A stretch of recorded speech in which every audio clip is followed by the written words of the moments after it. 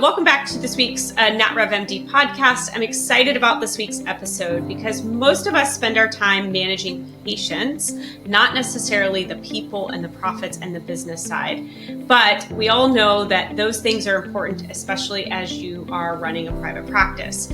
So Dr. Jonathan Block has built a thriving independent urology practice, but has also embraced that CEO role. He leads with culture and strategy and really has bridged that business side of medicine with the side of healthcare that involves seeing patients. So I'm excited to welcome him to the show. So thank you so much for joining us. Thank you very much. I appreciate the invitation. Yeah. So tell me about you, your background, your private practice. I mean, all the things that have kind of led you to this, what I would say, a very diverse career. So I started off in private practice 25 years ago. It was my partner and I in a small practice. And I got myself into medical staff leadership. And I did a dual role working in medical staff leadership through one of our local institutions, starting off as the chair of our department, also running our practice.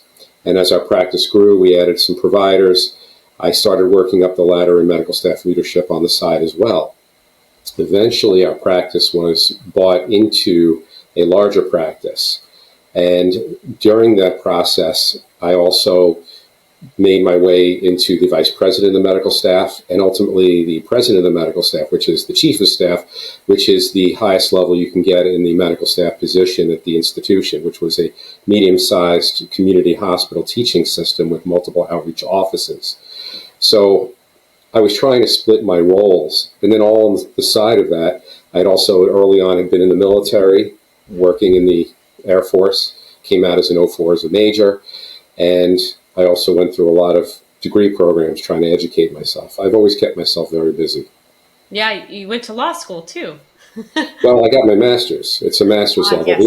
The only two classes I didn't do were evidence and criminal procedure. And I've been having a few conversations with my wife about going back and finishing my JD and taking the bar. That's so funny. I thought with law school, there used to be a way you could get a JD without even, like you could just go sit for the bar. Maybe that's in the past, right? No, you can still do it. It depends on the state. Got it. So there are some states where it's called reading the law, where you can challenge the bar exam once you've been apprenticing with a practicing attorney. In my state, where I am, I'm in New York, you can do that after 5 years. So if I decided to switch and go into a law firm for 5 years, I could then challenge the bar exam. Interesting. I find that fascinating. And I would say that, so in your current role, you probably use the legal side, the business side, the people side. I mean, all of that to do all of these different things you've done. I did. I actually had stepped away from the president, the chief of staff role, not too long ago. My company made some strategic shifts, and I've been actually working my way out of clinical medicine. Okay. I'm on my wind down as I ramp up some other companies that I'm running. So I have a consulting and coaching company, but I have a partner, and I run a medical device, a small startup medical device company as well. So I keep busy. I usually am going by 7 in the morning and often until 7, 8 o'clock at night. You are busy.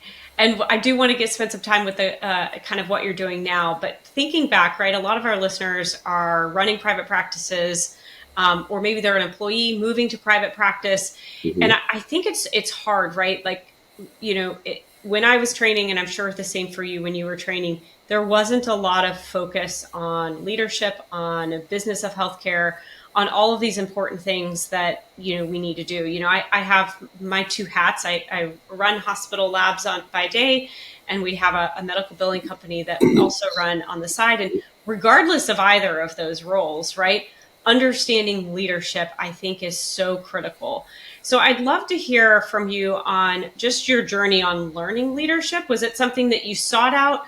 Was it something that you just learned as you went and got better with it, or maybe a little bit of both?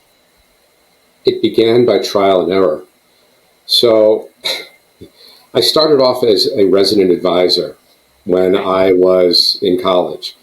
That's really the first time I really became a leader. What most physicians don't realize is they're actually leaders. I like to call them micro leaders. They're not in necessarily titled positions, but when you look at the way providers operate, they are in leadership roles naturally. They operate in terms of overseeing patients, working in team aspects, and they're kind of the head of the team when they work with nurses, medical assistants, ancillary staff, patient service representatives. They're really team leaders in a lot of respects, and they don't even realize that they're technically leaders and micro leaders in these small enclave environments. Everybody thinks a leader has to have a title. You don't. And it was a hard lesson to learn when I had to face a lot of these micro leadership roles and not understanding that. Not everybody's perfect. Everybody makes mistakes. And that's one of the things that everybody needs to realize and accept. And when you do that, you take it with a grain of salt and you say, I'm going to do better. I know where my mistake was. I know where I erred, and I move on. And so I started off as an RA. Then I became a quad I became a head RA overseeing a quad.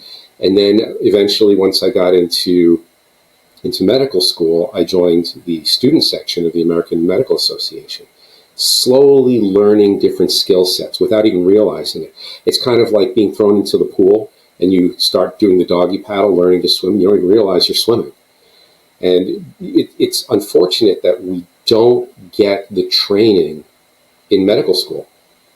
The biggest deficit is on the business of medicine side. We are trained in physiology. We're trained in biochemistry. We know our pharmacology, but we don't know how to read a balance sheet. We don't know what a leader truly is, the different models of leadership. And the training needs to change. I've been advocating for that for a long time. So the journey was kind of a hopscotch, stepping stone until I realized when I had gotten into medical staff leadership, because no one else wanted to do the job. That's really how it came about. The story is we were sitting around. I was the youngest person in our community, the youngest urologist, and I had realized that we didn't have any meetings. We were not having routine meetings. It was very incoherent. It was disjointed. So I said, let's have a dinner. And sitting at the dinner, me as the youngest person said, okay, this is great. We need to do this. And everyone looked at me and said, okay, you're in charge. I started laughing. What do you mean? They're like, well, you pull it together. You can be in charge. So that's how I became the chair of the department. And I did that for, 15 years. And that was in your private practice, or was that in the department? That was at the hospital institution. That was at the institutional level. In the private practice, I was doing a lot of the business operations. And what I realized on the private practice side was, providers need to learn to be uncomfortable. I'd realized that I didn't have the language skill. Okay, and we're going to talk about this, but I didn't understand the language of finance. I didn't understand the language of business, and it made me uncomfortable. And instead of shying away from it, I leaned into it. I realized, okay, if I'm not comfortable in this area, I need to learn this language. I need to understand it. So I started taking classes online, learning about what are the basics of finance, what are the basics of monetary movement, what are the basics of practice management, what does HR mean? How do you address a disruptive employee? What does it mean to be a leader?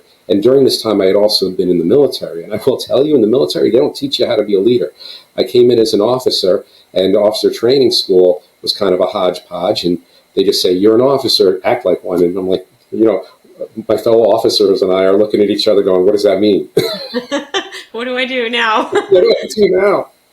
So it's kind of on these multi-levels and different aspects that I had to piecemeal things together. And it's really learning the language that you're not comfortable with. And I've learned that's one of the biggest lessons, is when you're not comfortable with something, that's telling you that's where to look and lean into that. And so with that being said, and I love that you say that physicians are already micro leaders, because I think that's true. Even in a one-to-one situation where it's a physician and a patient, you're leading them to a decision or a solution for their health. And so even in that realm, you're already a micro leader. Now, applying that to a team, like let's go back to your private practice setting, how do you intentionally kind of develop and set this workplace culture that everybody wants to be in? And this is whether that's a smaller team or kind of the larger practice or even a multi-site location, which a lot of our listeners are. But we struggle with how to organize everybody so that we're all moving with alignment and we're all enjoying our workplace. Do you have, one or two tips for folks who are, say, trying to build up that workplace culture that Mm-hmm. you've been able to do successfully? Yes. So I take the example from when I was chief of staff at the hospital, and I would bring that everywhere. Michael Jackson, his song, The Man in the Mirror, Mm-hmm. you start with the person in the mirror. You have to be the change that you want to see. When you're in a leadership position, even as a micro leader, in the one-on-ones and the small teams, you are an example. You have to set the example.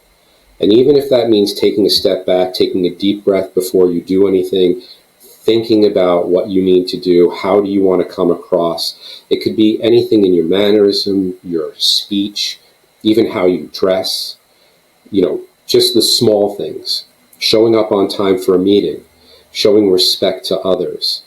You have to be the example. And that's one of the first things I always said is be the example. And I've said this to when I was the president of the medical staff, I would have this conversation with fellow officers. Mm-hmm. And I would say, they would say, I will not be in the room with X, Y, or Z person. I said, okay, let's take a step back. I understand you're an economic competitor, but you are in a position of authority. Think from that point of view. Be the example. Is that the way you want the people who are also in leadership to act? The people that we are grooming to bring up the ranks to become our replacements, is that the way you want them to act? And that usually gets people thinking about be the example. Be the point that everybody looks at and says, not everybody's always going to agree with you, but you set the example. That's probably the biggest message I would give to everybody on culture. I like that. And I think when you think about heated rooms, right? A room where maybe a topic is heated and there's a lot of disagreement about whether that's, it could be eligibility. Let's just use a simple example, eligibility checks and how to get that done with your front office staff. And maybe physicians are upset about loss in revenue because of a gap with the process. But I think if entering into that space and thinking, okay, how would I want to be treated if I'm being asked to do something that, for that individual may be difficult. And so how would you want to be spoken to? And then leading with that in mind. Right. Oftentimes with a place of kindness, right? Like everybody's going to mess Mm-hmm. up. Everybody's going to have mistakes, myself included. And so I think entering into a place where you're saying, okay, how would I want to be treated if I were on the other end of that? I think it has always been a favorite of mine as well. So Right. I think the other aspect, the only other advice I would give is always be willing to listen. mm-hmm. I always had an open door policy. And even though I'm in different roles now, even in the office, taking a step back, I would go around, and I believe in the mantra of managing by walking around, leadership by walking around. The Japanese did it. It was part of a Hindi philosophy. You just walk around, and people will start to talk to you and just listen.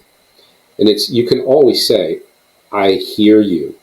I understand what you're saying. I can't necessarily fix this right now, but let's see what we can do. And it's important. And you will find that when people just start talking, a lot of times they'll fix the problem themselves because they just need to work it out. They need to figure it out. It's almost like talk therapy, letting them air their grievance, and you just have to slowly prod with the right questions. Okay, well, what does that mean? How do you think this feels to you, to other people? And if you could fix this, what would you do? And just sit and listen. And that reminds me, even with my children who are entering the preteen world, it's asking the question, do you want me to solve this for you, or are you just wanting to vent?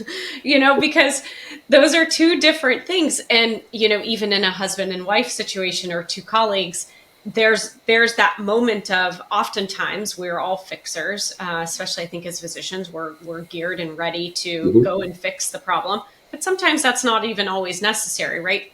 Maybe 75% is just to listen and provide ideas, but sometimes they don't even, a colleague or coworker may not even want a solution. They just want you to listen. So I like that advice. Yeah, it's funny you say that about your children. I learned that lesson some years ago from my youngest. Our youngest daughter just turned 21, but when she was a teenager, she was going through a few things in school, and she wanted to vent. Well, she wanted to just air her grievances. She wanted to talk about it. Me being the fixer, I'm a surgeon. You see a problem, you fix a problem. She started talking, of course, my instinct was to jump in with advice. She stopped me, started getting a little angry and said, sometimes I just want you to listen. And I said, oh, I had never considered that. I said, okay. And I started applying that across the board in so many areas, and it made a huge difference. It's funny how our kids teach us those things over the years, and I would agree. Sometimes they just want us to listen. And I would say the same for coworkers or staff member that report to us. Sometimes they know you can't fix the problem, but they just want to know that you care and that you're going to listen. Exactly. It's the emotional intelligence, the EQ portion of it. Sometimes you can't do anything, but you just have to let them know that you understand, and if you could fix it, you will. And you'll try to solve it together. But they need to know you're on their side. Yeah, agree. I think that's a really important lesson, and one that has taken me time to learn, and I'm probably still learning how best to do that. So let's talk a little bit about metrics. And we can measure different things in a practice, but when you think about workplace culture and you think about a successful practice, what are things that you feel like you've measured well over the years that have helped you in either of those scenarios, right? Did you measure turnover? Did you set up metrics that you would, monitor with your staff? Like, what metrics did you measure in order for you to run a successful practice? And this can be in any area, just things that help people remind, okay, yes, maybe I need to go learn how to measure that or monitor that metric so that I can continue to build this successful practice. So the best metrics are the ones that you're comfortable with. Being a good leader, running a practice means filling your team with people that pick up the area you're not well suited for. So if you have a small practice, that means having a really good accountant on the outside who can act as your CFO if necessary. In a large practice, having an internal CFO, but you still have to monitor metrics. When we were part of the small practice, we would monitor metrics. When I was chief of staff at the hospital system, we would monitor metrics. Now I've stepped back from a lot of these, but people still come to me with things. And you have to pick the metric that you're comfortable with. And in a private practice, the most common metrics that people will use are cash flow, their reserves, patient flow metrics, your accounts receivable. So you have to break it down into what's important for the flow of the practice. What's your patient flow? What's your no-show rate? You want to look at your cash. Look, cash is king. We've always said that for decades. Cash is king. You want to look at your cash flow statements. If you don't have cash, it doesn't matter what's on your books. You can't afford to continue to run and operate because you may not be able to pay your staff. You're not going to have enough for your overhead. So you have to look at the metrics you're comfortable with, and you have to look at your immediate, your short-term, intermediate, and your long-term metrics to sort out where you are, where you need to be, and where you want to get in the long term. And everybody picks different ones. Some people like looking at their balance sheets for their long term. Mm-hmm. I don't always agree with that. I focus on the short and intermediate and leave the long term because the way medicine's running right now, it's very difficult. We're facing very short margins. Our margins are very tight because of rising costs, inflation. We have incredible staff turnover. Patient no-show rates are increasing. People are complaining about their co-pays, and you're constantly negotiating with your payers, constantly negotiating with your vendors. You're floating your vendors. So the larger the practice, the more metrics you're going to need to manage. One person can't do it. Yeah. One person cannot do it. And in a small practice, you could theoretically, as long as you have the right team, whether it's yourself, your practice manager, your partners, and you have your weekly, monthly, quarterly meetings, and say, where are we? What do we need to do? How's our cash flow? What's our current debt structure? What's our patient no-show rate? Do we need to alter things? Well, okay, where are we doing in staffing? In larger practices, you're really just taking the same metrics, just scaling them up. And it doesn't matter if it's a practice, whether it's a hospital system, whether you're running another company. It's the same metrics. It's just scaled in a different venue. And, I do want to take this minute to understand how this has evolved into the consulting practice and kind of who your clients serve. Because, we've got about 30 practices that we do medical billing for. And they range from a single doc practice to 4 or 5 site location where we've got 25, 30 plus physicians as part of that network.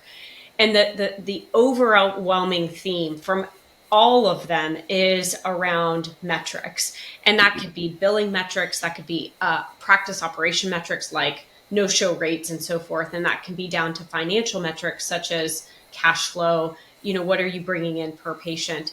And so this is a common struggle. So talk to me a little bit about how your consulting group helps and works with practices of all size and what areas you guys help support.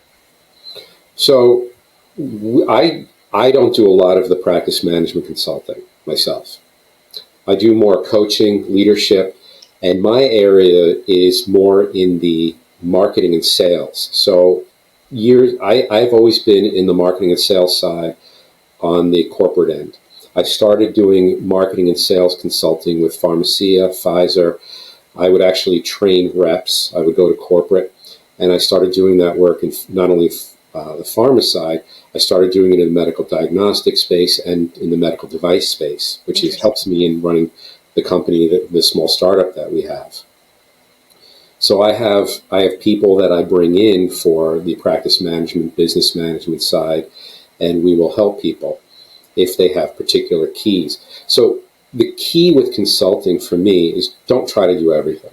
Yeah. Know what you're good at, focus on what you're good at, and then collaborate with the other alternatives that are out there that can do a better job than you can. Because I don't believe it's doing any service to anybody. If someone came to me and said, I need help in these 3 areas, I said, okay, I can help you in the first and third area, but in the second area, I'm not best suited. Let me see if one of my associates can do it. And if they're comfortable, then we'll talk about it. If not, then I have a network.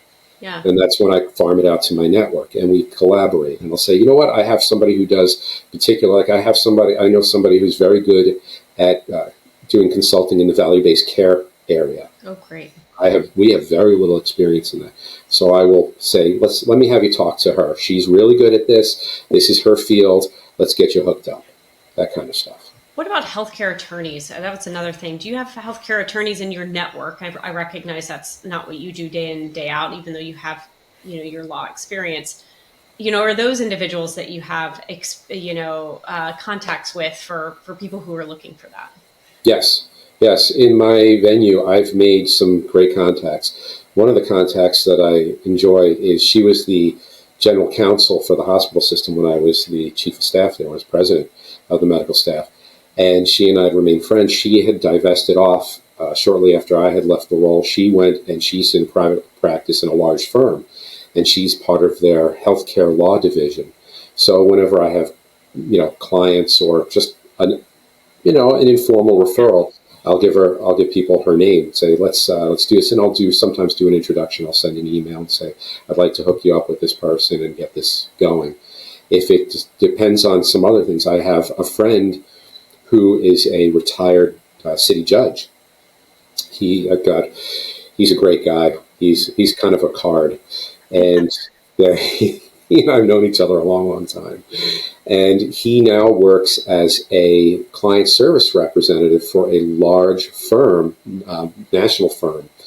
And he and I will talk, and if I have people that might need his firm services, I'll hook them up with him. And actually, he helped us because for my one company, we are dealing with an IP issue. So we're using his firm, and he got us connected to the right IP attorney in his firm. Well, and I think that's what it's about, right? I mean, back to what you said earlier, no one's going to know it all, right? No one's going to have this all figured out, whether that's you're brand new out of practice or you've been doing this for 30 years. And so what is your superpower? What are you really good with? Lead with that skill set, and then identify the mentors and the people who can teach you and hook you up with the other things. And in practices that, or even as an employee, right, that can be many different facets of medicine. Maybe it's refining how you speak with patients. Maybe it's figuring out how to get more patient volume into your practice. Maybe it's figuring out the financial metrics and how to grow a successful, large multi-location practice. Or it could be a micro practice, right? I just want to, like me and, one MA, just see some patients, make, a good living and go home at a decent hour. It could be anything. I've seen that too, where, we've had people who are private practitioners. They were part of a group. They decided to break off. They want to understand, well, how do I do this? And we'll give them the basics, say this is what you need, and we'll hook them up long-term with, the right accountant, or they need to have corporate documents filed for their LLC or a PLLC, depending on their state. They want to get in. So, they have to understand this. And these are the things that are not taught in medical school. They're not taught in residency. We don't understand. We are trained to be physicians. One of the biggest areas where I coach people is residents who are finishing and they're going to get their first position, their job. Most residents now are going into employed positions because they don't know what it means to run a practice. Private practice is suffering right now. The number of private practitioners is dropping. More and more people are becoming employed. And you always hear it's because they don't want to deal with the headaches of the regulatory environment. They don't want to deal with monitoring the metrics, the finances. Well, a lot of it is actually they don't understand it. The reason they don't want to is because they're not comfortable with it. I almost believe there's been a conspiracy in the medical education system to make sure that our providers coming out don't understand the business of medicine. So one of the first things that I've done when I started coaching and mentoring residents, and I did this starting with my position, and I do it now, and I get residents coming to me, is they don't even know how to read a contract. They don't understand the basics of contracts. What does it mean? What are the KPIs that they're going to be held to when they sign that contract? How many RVUs are they going to have? Is it going to be measured per quarter, biannually? Is it going to be measured yearly? Are they going to have a salary guarantee, a debt structure? Are they going to have a work off? Are they going to, when does their debt structure change? When do their KPIs and metrics change? And I've seen some horrendous contracts. Now, being that I'm not a licensed attorney, I can't give advice. But what I do, the way around it from a coaching perspective, is I give them the education and tools so they can figure it out themselves. And then the little light goes on saying, oh, that's not a good contract. I go, there you go. You may want to talk to a licensed attorney, or you can go back and try to negotiate yourself. Right. So from a coaching perspective, and we do have a lot of residents who listen to the show as well. So, and it's probably for any physician, kind of depending on their path and journey with regards to where they're at. Maybe they're maybe they're employed and deciding to go out on their own, or they've gone out on their own and need some help. How would individuals connect with you and contact with you? Should they want to set up a meeting and see, here's where I'm at, here's where I'm trying to go. Can you help me out? Oh, of course. So either they can get a hold of me through LinkedIn. Okay. I'm very active on LinkedIn. And we'll put the link in the show notes. Yep. Or they can go to the website, which is peerheadlighthouse.com. And they can get me through there. Usually we'll set up a discovery call and we'll talk about it. We'll see what needs they have, what we can do in-house if I can do it or have one of my associates do it, or if I need to usually refer them on. One of the people who works with me is my wife. She's a nurse leader. and she's probably, I don't ever say I said this. Okay, fair But enough. Don't tell her.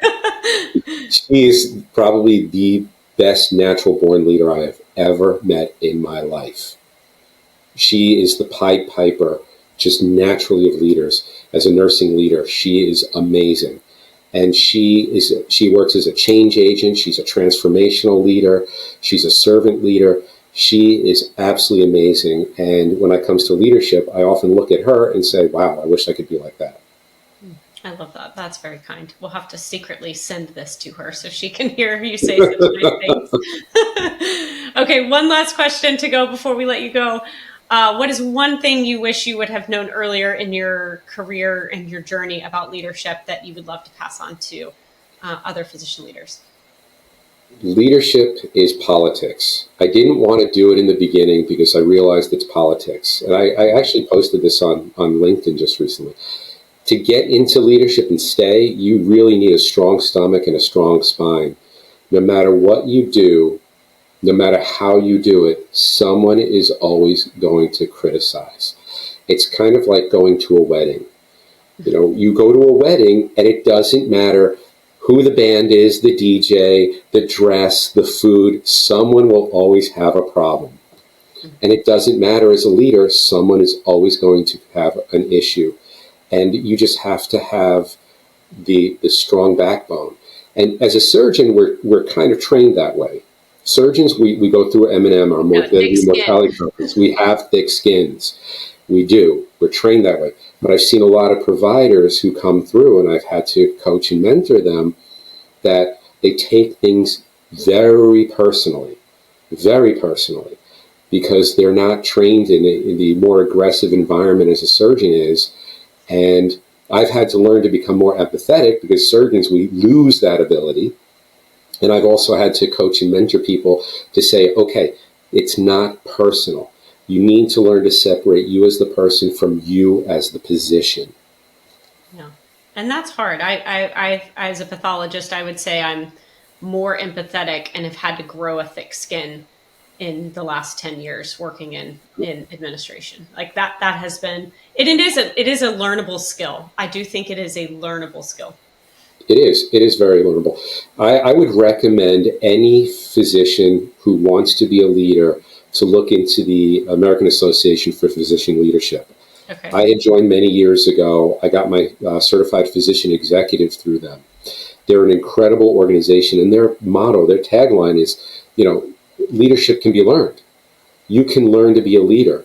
Now, there are some people who are better and more naturally inclined to it, but anyone can learn, whether you start as the micro leader and work your way through, finding your gaps, the areas you're not comfortable. And I think the best thing you can learn for leadership is lean into your areas where you're not comfortable. That's telling you where you need to fill the gap. I like that. Lean into the stuff that's hard. Yes. All right. Well, I really appreciate your time today and just sharing your experience. This is one of the reasons why we started this podcast, is to bring physicians together, teach one another, learn from each other, because I think it always just elevates the profession as a whole. So thank you so much, and happy Halloween to you and your family. Happy Halloween. Enjoy. Thank you.